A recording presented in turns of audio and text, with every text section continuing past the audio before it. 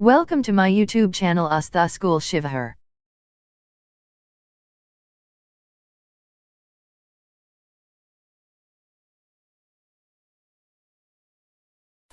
सुप्रभात बच्चों, इस ऑनलाइन वीडियो क्लासेज के क्रम में आज मैं वर्ग 8 विषय हिंदी से पाठ 4 आत्मशलाघा पराजय का कारण,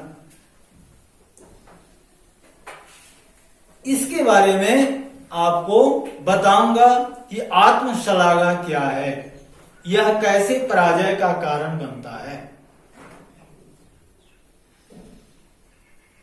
बच्चों, यह प्रस्तुत पाठ महर्षि वेद व्यास द्वारा रचित महाकाव्य महाभारत से संकलित है और यह प्रसंग उस समय का है जब महाभारत का युद्ध चल रहा था और उस महाभारत युद्ध में कौरव दल के सेना के महान सेनापति भीष्म पितामह, द्रोण आदि वीर गति को प्राप्त हो चुके थे।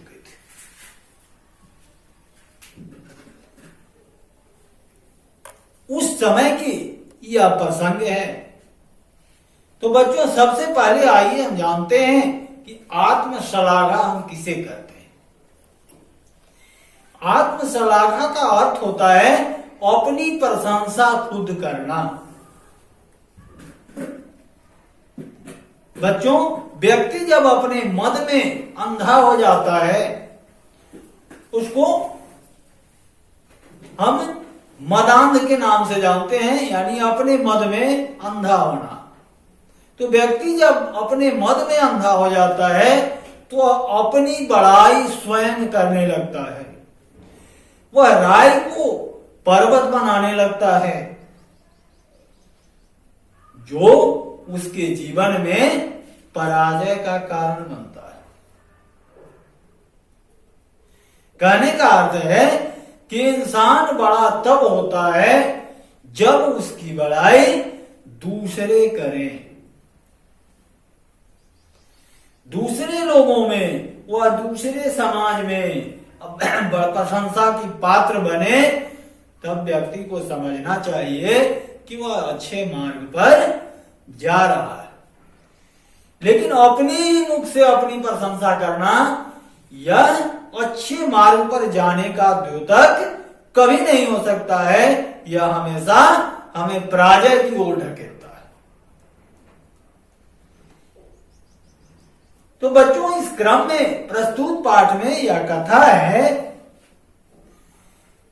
कि उस समय अंग देश के राजा सूत पुत्र कर्ण को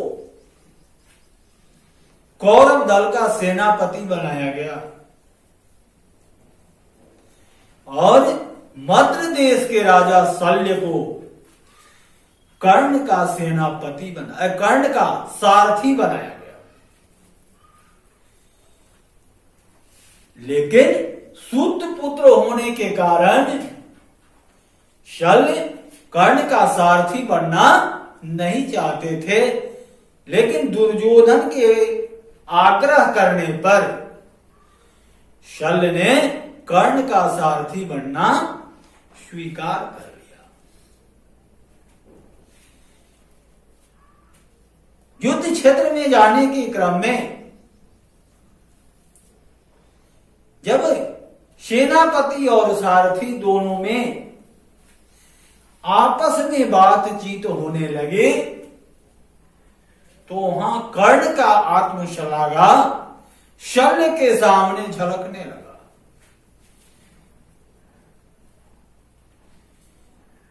क्योंकि कर्ण अपने शौर्य, वीरता, अस्त्र शस्त्र की महानता तथा कृष्ण एवं अर्जुन को पराजित करने की बात करने लगा जो शल्य को अच्छी नहीं लगी। शल्य ने कहा कि आपकी बातों से आत्मशलाघा झलक रहा है, आप अपनी प्रशंसा खुद किए जा रहे हैं। यह किसी भी महान व्यक्ति के लिए अच्छा नहीं है, श्रेयस्कर नहीं है, इससे आप श्रेष्ठ नहीं हो सकते। बच्चों, शल्य ने कहा कि मैं आपको एक कहानी सुना रहा हूं और उसके बाद आपको जो करना होगा आप करेंगे। बच्चों, शल्य ने कर्ण को कहानी सुनाना प्रारंभ किया। कहा कि प्राचीन काल की बात है कि एक धर्मात्मा राजा समुद्र के तट पर स्थित राज्य में एक रहता था। वह गुणवान, धनवान, दयालु और अपने धर्म कर्म में तत्पर रहता था। उसके कई पुत्र थे जो अभी बाल्यावस्था में थे। बच्चों, बाल्यावस्था बचपन की अवस्था होती है, उसी को हम बाल्यावस्था के नाम से जानते हैं। तो राजा के कई पुत्र थे, लेकिन सभी अभी बचपन की अवस्था में थे, यानी छोटे थे।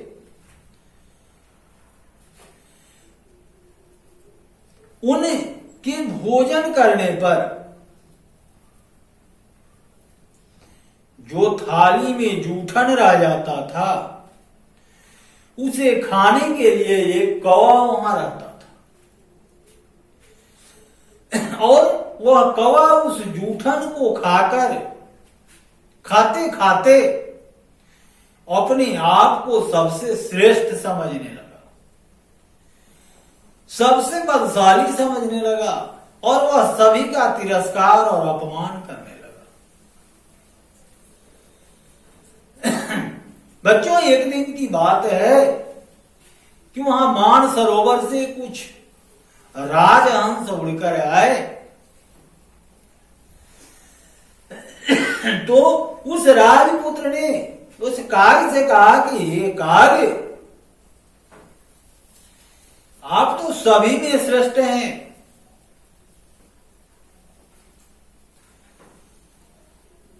आपकी कोई बराबरी नहीं कर सकता। आकाश में उड़ने पर भी, उड़ने में भी आपका कोई जोड़ा नहीं हो सकता।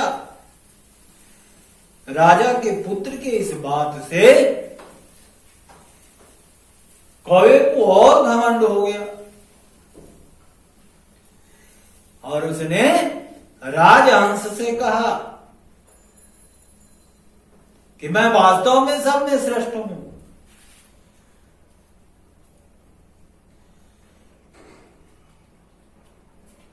और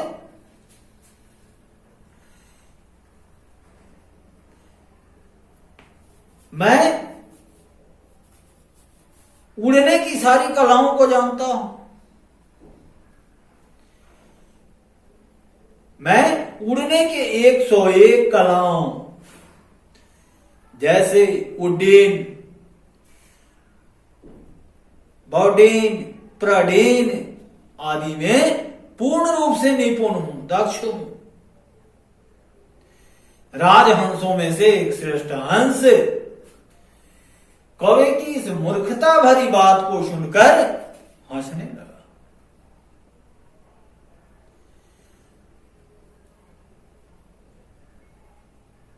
कौवे ने कहा कि तुम मेरी बातों पर हंस रहे हो, चलो मेरे साथ स्पर्धा करो।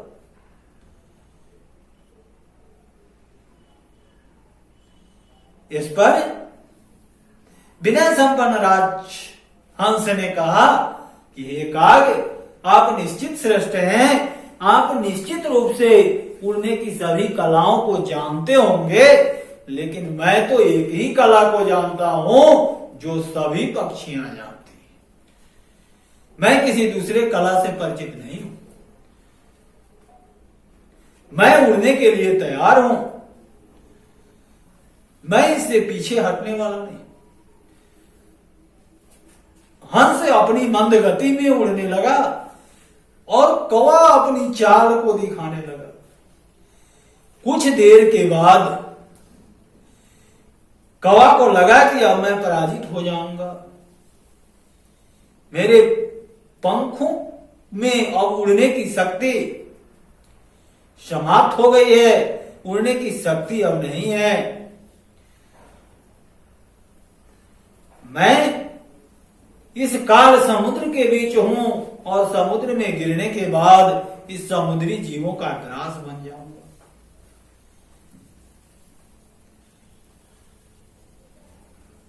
कौवे ने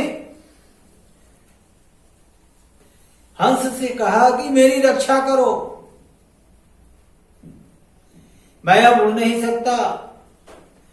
मैं इस काल समुद्र में गिर जाऊंगा और समुद्री जीवें मुझे अपने भोजन का ग्रास बना लेंगे। लेकिन हंस पर कुछ प्रभाव नहीं पड़ा। फिर काग कहता है कि हे हंसराज, मुझे अपनी मूर्खता का ज्ञान हो गया है। अब मुझे इस विपत्ति से उबारिए। मैं आपकी शरण में हूं। अब मैं किसी का अपमान नहीं करूंगा। अब मैं किसी का तिरस्कार नहीं करूंगा। अब मैं भविष्य में कभी भी अपनी प्रशंसा स्वयं नहीं करूंगा। कवि की इस दीन दशा को देखकर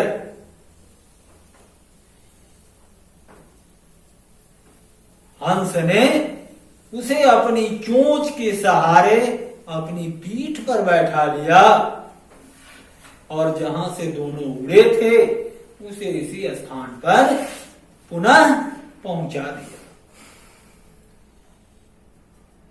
बच्चों, कहानी से स्पष्ट होता है कि हमें कभी भी मदान नहीं होना चाहिए।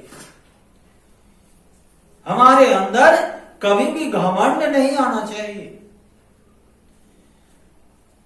जिस तरह जूठन खा खा कर उस कौवे के अंदर घमंड भर गया कि अब मुझसे बड़ा, मुझसे श्रेष्ठ कोई नहीं। ठीक उसी तरह कर्ण के अंदर भी यह भावना आ गई थी। कर्ण की बातों से भी सल को यह झलकने लगा था कि कर्ण के अंदर भी यही बात है। तो इसलिए सल ने यह कहानी कर्ण को सुनाया, लेकिन उस माध्यम से हम सबको भी यह संदेश मिलता है कि हमें भी इस तरह से मदान नहीं होना चाहिए, कभी घमंड नहीं करना चाहिए। यह कहानी सुनकर कर्ण के ऊपर भला क्या प्रभाव पड़ने वाला था? वह भला इससे मानने वाला भी नहीं था।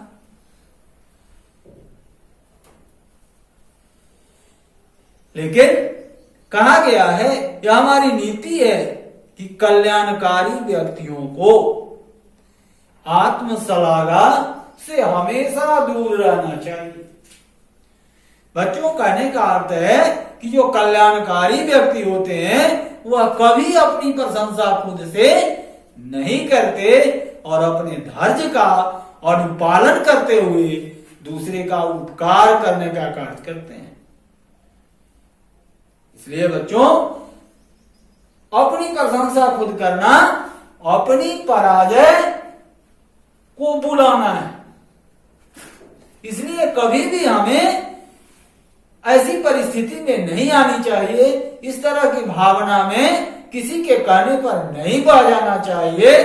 यही यह पाठ हमें शिक्षा देता है या इसके तरफ संकेत करता है इशारा करता है कि हमारे अंदर कभी भी आत्मसलागा की भावना नहीं आनी चाहिए।